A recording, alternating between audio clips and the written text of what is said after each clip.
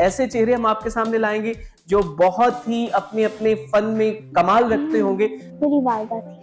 अच्छा, आपकी वालिदा मुकर्रिरा है। एक तो आपके दादा साहब तो हेडमास्टर हो गए, आपकी जो दादी है मैं इनका तारुफ करवाना भूल गया कि वो भी गवर्नमेंट जो टीचर है वो रही हैं। फिर नहीं है ना उम्मीद इकबाल अपनी किश्त वीरा से, जरा नम हो तो ये मट्टी बड़ी जरखेज है जाकी। नाज़रीन और हाज़रीन, पहले तो आपकी मोहब्बतों का ढेर सारा शुक्रिया और ढेर सारी मोहब्बतों में मैं ख़ावर अब्बास आपको खुशामदीद कहता हूँ। जैसा कि आपको पता है कि हम एक नया सिलसिला शुरू करने जा रहे हैं जिसमें हम एक ऐसे पाकिस्तान के टैलेंटेड लोगों को, ऐसे लोगों को आपके सामने दिखाने जा रहे हैं कि जो वाक़यातन पाकिस्तान का खूबसूरत सा मुस्कुराता हुआ और टैलेंटेड चेहरा है, कि जो आपको अपने फ़न से बताएंगे कि पाकिस्तान वाक़यातन क्या है, कि जो कायद-ए-आज़म ने जिस पाकिस्तान के लिए मेहनत की थी, कायद-ए-आज़म ने जिस पाकिस्तान के लिए मुशक्क़त की थी, लाखों कुर्बानियों के बाद जो ख़ित्ता ज़मीन हासिल किया गया, इस ख़ित्ता ज़मीन को वाक़यातन इकबाल का पाकिस्तान, इस ख़ित्ता ज़मीन को वाक़यातन कायद-ए-आज़म का पाकिस्तान बनाने के लिए जो जिद्दोजहद की गई, वो क्या वाक़ई ही वैसी है। तो ऐसे चेहरे हम आपके सामने लाएंगे जो बहुत ही अपने अपने फन में कमाल रखते होंगे।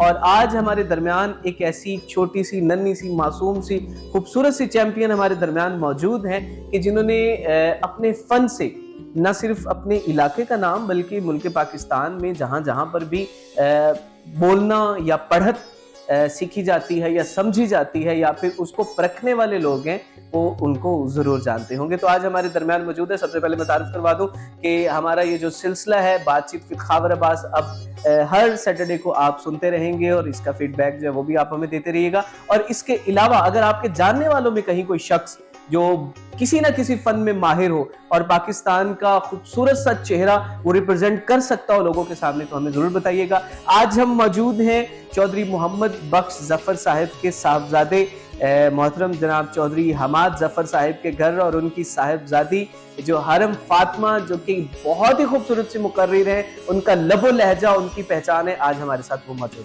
है। हरम फातिमा आप देख ही चुके हैं कि ये, अच्छा पहले मैं इनकी खुसूसियात आपको बताता चलूं कि हरम जो है ये बहुत अच्छी मुकर्रिर है। सिर्फ बहुत अच्छी मुकर्रिर नहीं बल्कि मेरी पसंदीदा मुकर्रिरा ही हैं। जब ये बोलती हैं तो एक एक लफ्ज के साथ इंसाफ करती हैं और उसके साथ साथ इनका जो लबो लहजा है, फिर बोलने का जो अंदाज है, फिर जो ये बोलती जा रही होती हैं लोगों को अपनी आवाज के जादू में, अपने लफ्जों के जादू में इस तरह जकड़ लेती हैं कि वहां से इनके शहर से निकलना जो है, इनके लफ्जों के शहर से निकलना थोड़ा सा मुश्किल हो जाता है। तो सबसे पहले खुशामदीद हरम, कैसी हैं आप?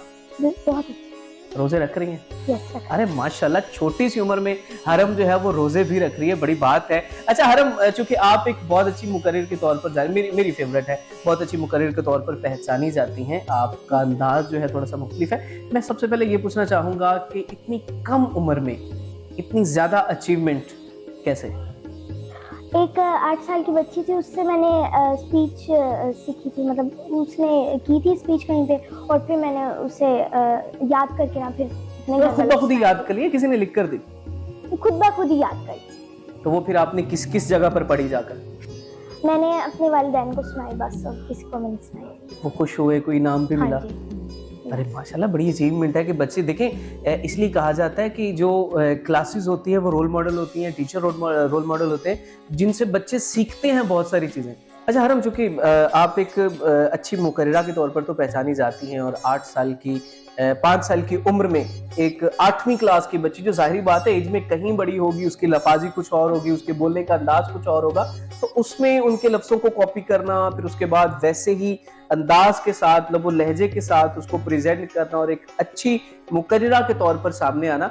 मैं आपसे ये पूछना चाहूंगा कि तकरीर का शौक तो आपको उस बच्ची को देखकर आ गया, तो आगे ये जो जज्बा है ये परवान किसने चढ़ाया? कौन घर में से, आपके घर वालों की सपोर्ट थी, आपके स्कूल वालों की सपोर्ट थी, टीचर्स की सपोर्ट थी, दोस्तों की सपोर्ट थी, कौन सी ऐसी सपोर्ट थी कि जिसने आपको बहुत ही आगे जाने पर मजबूर कर दिया? मेरी वालिदा।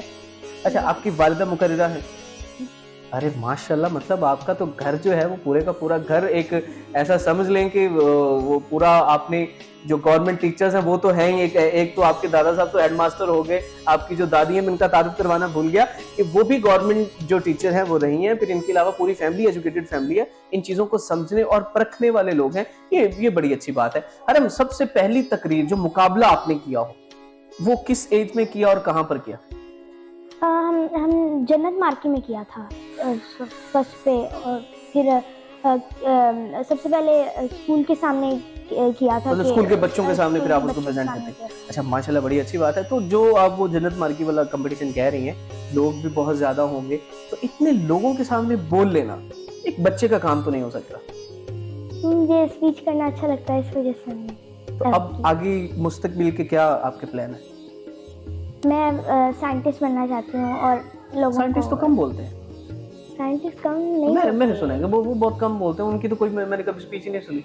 तो फिर आप बोलने वाली साइंटिस्ट बनेंगे, मतलब आप बस लफ्जों की साइंटिस्ट बनेंगे या लहजों की साइंटिस्ट बनेंगे? लहजों की साइंटिस्ट। अरे माशाल्लाह, ये बड़ी अच्छी बात की। देखिए, लहजा जो होता है ना, ये आप अपने लहजे की वजह से ना किसी को भी आप अपने शहर में जकड़ सकते हैं, आप किसी को भी ज़ेर कर सकते हैं। और मेरा ख्याल है कि उर्दू ज़बान जो है ये मोहब्बत की ज़बान है, ये जज्बात की ज़बान है। और अगर आप उर्दू ज़बान में एक अच्छे लहजे के साथ उर्दू बोल सकते हैं तो इसका मतलब है कि आप कुछ भी कर सकते हैं। वो एक बहुत खूबसूरत सा शेर था कि फूलों से हवाओं में जो खुशबू घोल सकते हैं, अभी कुछ लोग बाकी हैं जो उर्दू बोल सकते हैं। अच्छा, हम एक आपको थोड़ा सा वो ज़हमत भी देंगे, वो ये देंगे कि अब आइंदा कोई आपका अल्लाह ताला ऐसा करे कि आपके बहुत सारा कंपटीशन हो, बहुत सारे स्टेजेस पर आप जाएं और वहां पर आप इस इलाके का, अपने पेरेंट्स का, बल्कि पाकिस्तान का नाम रोशन कर सकें। अच्छा हरम, मैं एक चीज़ आपसे पूछना चाहूँगा कि जब स्पीच आप कर रही होती हैं तो घर में सबसे ज़्यादा सपोर्ट आपको कौन करता है स्पीच सिखाने में? मेरी वालदा करती है। मतलब बाबा नहीं करते? नहीं। तो बाबा मुकर्रिर नहीं है? अब वो सुनते रहते हैं, बस ठीक है जी, कर रही है तो बच्ची ठीक है। मतलब वैसे तो हौसला अफजाई तो करते हैं ना, इनाम भी मिलता होगा आपको? हौसला अफजाई करती है। अच्छा, पहला इनाम जो घर वालों से मिला हो आपको, आप कहीं से जीत कर आई हो, वहां से तो प्राइज मिलना ही मिलना है, तो घर वालों से भी प्राइज मिलता है? अमूमन बच्चे जिद कर लेते हैं कि मुझे इनाम चाहिए। अब सभी देते हैं, कोई 1000 दे रहा है, कोई 2000 और पैसे अच्छे इकट्ठे हो जाते हैं, ये अच्छी बात है। अच्छा हरम, हम चाहते हैं कि कोई एक स्पीच सुना दें आप, कोई थोड़ी सी, ताकि जो बच्चे हैं ना, आपकी उम्र के जो बच्चे हैं, वो आपसे कुछ सीख सके। चार दीवारी में तारीकी फैली है, एक नौजवान हाथ में बंदूक उठाए खामोशी की जंजीरों को तोड़ता है कि माँ आज इस अर्ज़े पाक में लहू का खिराज मांगा है, दुआ करना मक्तल को सुरखरू करके आऊं कि बहना मेरी वापसी की उम्मीद मत रखना। इन अल्फाज के साथ वो नौजवान मैदाने जंग की जानिब बढ़ता है, नाराए तकबीर बुलंद करते हुए बातिल पर हक की यलगार करता है और दुश्मन का नाम सफाए हस्ती से मिटाने के लिए मंजिल की जानिब कदम बढ़ाता है कि उसके सामने से आने वाली गोलियों की बौछार उसके मुल्कुल वतन जिस्म को छलनी कर देती है, लेकिन वो आखिरी सांस तक अपने दुश्मन के सिपाहियों को खत्म करता चला जाता है कि उसके जिस्म से टपकता खून का एक कतरा पुकारता है कि शफक की सुर्खी बता रही है वतन का चेहरा गुलाब होगा। सदिया अली वक्कार हमारे दिफा के लिए आले वजूद के गोशे गोशे को शोहदा ने अपने खून से सिराब किया है। इन शोहदा की कुर्बानियां हमारे लिए मशअले राह है। आज हम किसी आमद पर ढोल की थाप पर नाचते हैं और इनके टिटवाते दिलों के कदमों की छाप को अपने सरों का ताज मानते हैं। सदिया अली वक्कार, अब जरूरत इस अम्र की है कि वतन अजीज की बका के लिए अपने लहू का नजराना पेश किया जाए, ताकि ये जमीन मेजर अजीज भट्टी, सिपाही मकबूल हुसैन और ब्रिगेडियर मुस्तफा कमाल बर्की जैसे लाल उगलना शुरू कर दे, ताकि अपने आने वाली नस्ल को ये कह सके कि कसम है मुझे मेरे ताजा लहू की, कसम जिंदगी की, कसम आबरू की, सदा हम रहेंगे वतन के निगहबान, वतन अपना काबा, वतन अपना ईमान। अगर कोई समझे बहक जाएंगे हम, तो गरज का ये बात समझाएंगे हम कि जो नफरत बढ़ाकर अमन बेचते हैं, अपनी ईमान का कफन बेचते हैं, किसी को ये सौदा चुकाने न देंगे, वतन पर कभी आंच आने न देंगे, वतन पर कभी आंच आने न देंगे। आपकी समातों का बेहद शुक्रिया। वेल डन, बहुत शुक्रिया, बहुत बहुत खूबसूरत और बहुत ही खूबसूरत।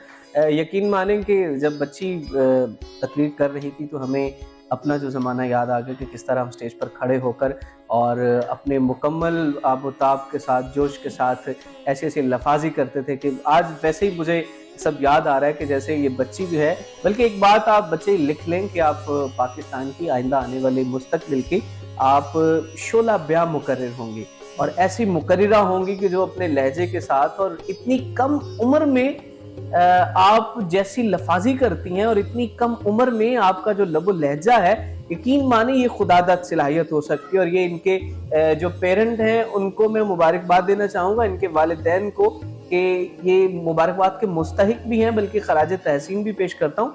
ऐसे पेरेंट्स का होना बेहद ज़रूरी है। देखिए आजकल का जो दौर है और आजकल का जो माशरा चल रहा है, रट्टा सिस्टम का दौर चल रहा है। बच्चों को सिर्फ रट्टे लगवाए जा रहे हैं, नंबरों की दौड़ पर उनको पीछे लगा दिया गया, बल्कि मैं यूं कहना चाहूंगा कि पढ़े लिखे गधे बनाए जा रहे हैं। लेकिन उन इस दौर के अंदर एक ऐसे शाइनिंग स्टार्स का निकलना, ऐसे बच्चों का निकलना, और वो इस तरह की सोच रख के आगे बढ़ रहे हैं कि पाकिस्तान की खिदमत करनी है, पाकिस्तान की तरक्की के लिए कुछ नया से नया करके दिखाना है, ये बहुत बड़ी सोच है। बच्ची ने, जब मैंने बच्ची से पूछा कि आप क्या बनना चाहती हैं, तो आपने भी जवाब मुलाहिजा किया होगा कि बच्ची ने कहा कि मैं साइंटिस्ट बनना चाहती हूँ। देखिए आजकल अगर हम किसी भी बच्चे से पूछते हैं तो उनके पास 2 या 3 जवाब होते हैं, जिसमें पहला जवाब ये होता है मैं डॉक्टर बनना चाहता हूँ, दूसरा जवाब होगा मैं इंजीनियर बनना चाहता हूँ, तीसरा कोई जवाब होगा कि मैं कोई बिजनेसमैन या कोई बैंकर या कुछ भी बनना चाहता हूँ। लेकिन ये एक अच्छी सोच है, ये तरबियत है कि हमने रूटीन से हटकर चलना है। देखिए कामयाब तो वही होते हैं ना, नाम तो उनका बनता है ना जो थोड़ा अलग होते हैं। तो ये अलग सोच वाली बच्ची है और इंशाल्लाह ये अपना नाम भी जरूर बनाएगी। अच्छा बच्चे, चूंकि आपका लबो लहजा माशाल्लाह बहुत खूबसूरत है और बहुत ही अच्छी ये तकरीर करती है, एनर्जी लेवल भी आपका बहुत है, और आप इंशाल्लाह के आइंदा आने वाले दिनों में ढेर सारी जो ट्रॉफीज हैं, ढेर सारे जो अवार्ड हैं, वो भी अपने नाम करेंगी। अरे माशाल्लाह माशाल्लाह, ये भी बड़ी बात है जी कि बच्ची ऑलरेडी चैंपियन है जी, और जो चैंपियन होता है वो ऑलवेज चैंपियन है। तो ये एक दफा की चैंपियन है तो हर दफा चैंपियन ही होंगी। अच्छा ये चीज मैं आपसे पूछना चाहूँ, घर में तकरीर जब आप करती होंगी तो कोई घर का ऐसा फर्द जो शोर से तंग आ जाता हो, अरम बस करो, कान पक गए सुन के? नहीं, ऐसे तो कोई भी नहीं ऐसा कहता। अच्छा घर में सबसे ज्यादा 3-4 लोग आपके रहते हैं, सबसे ज्यादा मोहब्बत कौन करता है, सबसे ज्यादा प्यार कौन करता है? मम्मा करती। और अगर मैं नंबर पूछना चाहूँ कि आप 10 में से घर के जितने भी फर्द हैं उनमें से उनको क्या क्या नंबर देना चाहेंगे? सबसे पहले वालिद, आपके वालिद साहब कितने नंबर देना चाहेंगे आउट ऑफ 10? 10 में से 7। 10 में से 7? वो 3 कम क्यों किया आपने? क्योंकि वो पैसे तो कम देते हैं और इतनी स्पीच में कुछ हेल्प नहीं करते ना सिर्फ हौसला। अच्छा मेन इशू पैसों वाला है। मेन इशू पैसे कम देते हैं, गिफ्ट वगैरह भी कम देते हैं। गिफ्ट और कहते हैं ये महंगा, ये सोल्ड हो गया, ये वो है ऐसे कोई ना कोई बहाना मतलब कर देते हैं, ये गलत बात है, चले। अच्छा इसके बाद आपकी वालदा 10 आउट ऑफ 10? 10 में से 10 वो क्यों? हर चीज लेके देती हैं, पॉकेट मनी भी ज्यादा देती हैं, बात नहीं मान लेती हैं, इस वजह। ये तो भाई बड़ी कमाल के प्रॉमिस भी पूरा करती हैं, प्रॉमिस भी पूरा करती हैं, इस वजह। बड़ी अजीब सी बात है। अक्सर मैंने बच्चों से वालिद साहब ऊपर जा रहे होते हैं, वालदा नीचे आ रही होती है, यहाँ वालदा ऊपर जा रही, वालिद नीचे आ रहा है, और बहाना बच्ची के पास ये एक है कि वो कहते हैं सोल्ड आउट हो चुका है, ये चीजें महंगाई तो बेटा हो चुकी है ना, लेकिन फिर भी वो खर्चा कम देते हैं। बेसिक इशू ये है जी कि वो खर्चा कम देते हैं। तो हम ऑन द कैमरा जो है वो हम इनके वाले सबसे रिक्वेस्ट करते हैं भाई चीजें सोल्ड आउट हो जाया करें, तो आप कोई और चीज इसके मुतबादिल ला दिया करें। और इसके अलावा खर्चा जो है इजाफी खर्चा की आइंदा हम नंबर पूछें तो बच्ची कहे कि 10 में से 11, ठीक है ना, तो 10 में से 11 वाले सब के आने चाहिए, कंपटीशन चल पड़ा है। अच्छा इसके बाद घर में और कौन मौजूद है? आपकी दादी मौजूद? हाँ दादी उनको मैं 10 में से 10, उनको भी 10, उनको भी उसकी कब? वो उनके पास मोबाइल भी है तो मुझे शौक हो जाता है, लेकिन वो लेने नहीं देती, फिर भी मैं एक नंबर कम नहीं करती, 10 में से 9 देने चाहिए। 10 में से 9? अच्छा एक कम कर दिए, 10 देकर एक कम नहीं करना चाहती मोबाइल ना देने का, लेकिन अब मैं बढ़ा मतलब 9 देना चाह रही दुआ करती है, इस वजह से बढ़ा। हाँ दादियाँ जाहिर बात है, वो तो उनकी तो मोहब्बत ही बड़ी अजीब होती है और वो दुआ करिए बड़ी अच्छी। आज इंकशाफात हो रहे हैं जी, तो ये अब देखें कि और बच्चों को ये अगर मुकर्रिर हैं तो अपना हक लेना भी जानते हैं, और हक तो छीना है ना हमने, ये हक जरूर छीनेंगे। अच्छा बेटा लास्ट पर मैं आपसे, अब चूंकि इफ्तारी का वक्त भी हुआ चाहता है और अभी हम थोड़ा सा वक्फा करेंगे और उसके बाद इफ्तारी, आज हरम ने भी कुछ हमारे लिए जरूर बनाया होगा, बनाया या सिर्फ देखती रही हैं? बनाया। क्या बनाया? हमने आपके लिए राइस। आपने क्या बनाया? कुछ नहीं, मैंने हेल्प मुझे कुकिंग ही नहीं आती। हेल्प भी नहीं की कोई चीज पकड़ाने में भी? किया। क्या पकड़ाया था? मैंने प्लेट रखी। तो बस इतना ही काफी है जी। हरम ने इफ्तारी हमारे लिए तैयार की है जी, और हरम के हाथों की बनी इफ्तारी जो हम करेंगे, और इसके बाद फौरन हम आपसे मिलते हैं।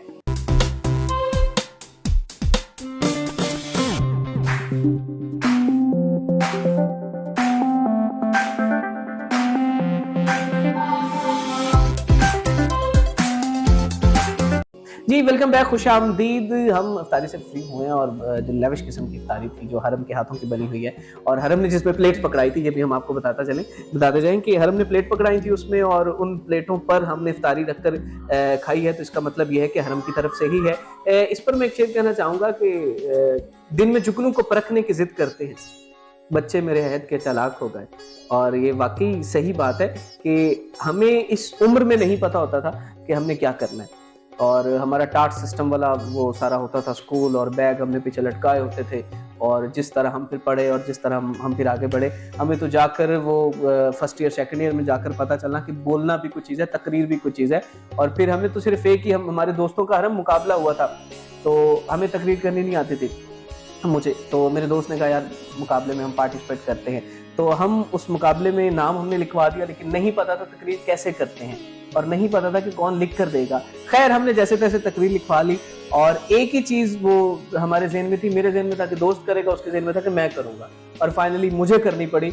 और सिर्फ तैयारी हमारी ऐसी होती थी कि पास बैठकर ये कहता था कोई जोर नाल बोल, जोर से बोलो, जोर से। हमें ये पता था तकरीर जोर से की जाती है बस। तो फिर हम पहली जो तकरीर हुई और उसमें हमने स्टेज पर जाती ऊंची आवाज में कहा सदर आली वक़ात, तो वो सारे एक दफा डर गए।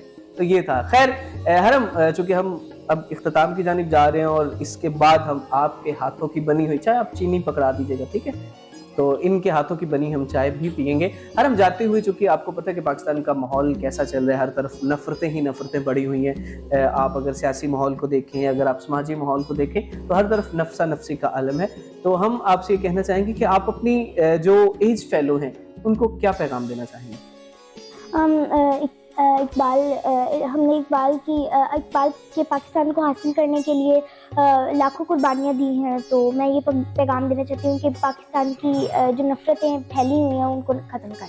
ये बहुत अच्छी बात है। यकीन माने बच्ची ने जो बात की, अगर इस बात पर हम अमल कर लें तो पाकिस्तान इंतहाई खूबसूरत और सरसब्ज़ व शदाब जो हम नज़मों में पढ़ते हैं, जो हम सबकों में पढ़ते हैं, तो फिर से हमारा पाकिस्तान वैसे ही बन जाए। नाज़रीन, इसके साथ ही हम आपसे इजाज़त चाहते हैं। मुझे उम्मीद है कि हरम के लिए आप ज़रूर दुआगो होंगे, और हरम जैसे मज़ीद बच्चे और इसकी वीडियो देखकर, हरम की बातें सुनकर बहुत सारे इसके एज फेलो जो है वो मोटिवेट होंगे, और इसी की तरह आगे मज़ीद बढ़ने की कोशिश करेंगे। हरम के लिए ढेर सारी दुआएं, अल्लाह ताला आपको हर एक मोड़ पर, हर एक जगह पर आपको कामयाबी और कामरानी अता फरमाए। नाज़रीन, आप देखते रहिएगा हर हफ्ते को बातचीत विद ख़ाबर अब्बास। अब आपसे इजाज़त चाहता हूँ। अल्लाह हाफ़िज़।